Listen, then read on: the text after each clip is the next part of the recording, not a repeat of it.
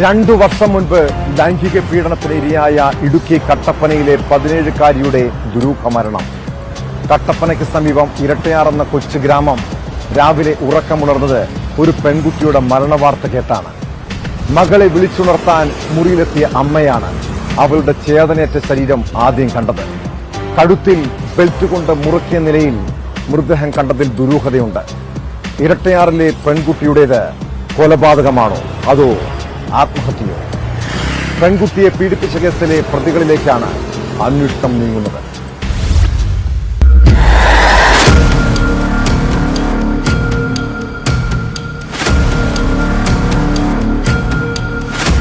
രാവിലെ 10:30-യോടെ അമ്മ വിളിച്ചുണർത്താൻ ചെന്നപ്പോഴാണ് മരണവിവരം അറിയുന്നത്. ഉടൻ പോലീസിൽ അറിയിക്കുകയായിരുന്നു. ടീഷർട്ടും ഇറുകിയ പാന്റുമായിരുന്നു പെൺകുട്ടിയുടെ വേഷം. കഴുത്തിൽ ബെൽറ്റ് ചുറ്റിയ നിലയിലാണ് മൃതദേഹം കണ്ടെത്തിയത്. ഇതാണ് കൊലപാതകമെന്ന് സംശയിപ്പിക്കുന്നത്. ഇവിടെ പല ആളുകളും വന്നു പോകുന്നതായിട്ട് ഇവിടുത്തെ അയൽവാസികൾ വിളിച്ചു പറഞ്ഞിരുന്നു. ബൈക്കുകൾ പലപ്പോഴും വന്ന് ഈ കുട്ടിയെ കയറ്റിക്കൊണ്ട് പോകുന്നതായിട്ട് അറിയാൻ കഴിഞ്ഞിരുന്നു.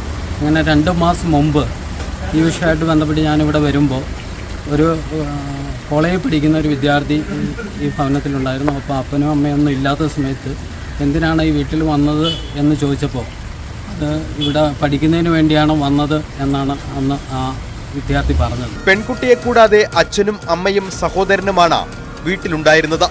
ദുരൂഹത നിലനിൽക്കുന്നതിനാൽ പോലീസ് അന്വേഷണം ഊർജിതമാക്കി. ഫോറൻസിക് സംഘവും ഡോഗ് സ്ക്വാഡും സ്ഥലത്തെത്തി. എന്നാൽ പ്രതികൂല കാലാവസ്ഥ പരിശോധനയ്ക്ക് തിരിച്ചടിയായി. കട്ടപ്പന ഇടുക്കി ഡിവൈഎസ്പിമാരായ PV Baby, KR Biju, Kattappana CI Suresh Kumar എന്നിവരുടെ നേതൃത്വത്തിലാണ് അന്വേഷണം പുരോഗമിക്കുന്നത്. സമീപത്തെ CCTV ദൃശ്യങ്ങൾ പോലീസ് പരിശോധിച്ചു. ഇടുക്കി SP വിഷ്ണുപ്രദീപ് TK സ്ഥലത്തെത്തി അന്വേഷണ പുരോഗതി വിലയിരുത്തി. ഏകദേശം 11 കൂടിയാണ് കുട്ടിയെ മരിച്ച നിലയിൽ വീട്ടിൽ കാണുന്നത്. അമ്മയാണ് കാണുന്നത്. അതിനുശേഷം പോലീസ് ഒരു ഇൻക്വസ്റ്റ് നടപടി ആരംഭിക്കുകയും ചെയ്തിട്ടുണ്ട്. പോസ്റ്റ്മോർട്ടം കൂടി അന്വേഷണം നടക്കുന്നുണ്ട്. സംശയമുള്ളവരെ പോലീസ് ചോദ്യം ചെയ്തു വരികയാണ്. പെൺകുട്ടി ഇരയായ പോക്സോ കേസിൽ 2 പേരെ അറസ്റ്റ് ചെയ്തിരുന്നു.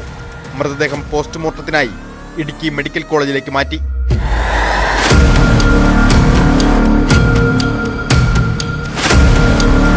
ന്യൂസ് 18 ഇടുക്കി.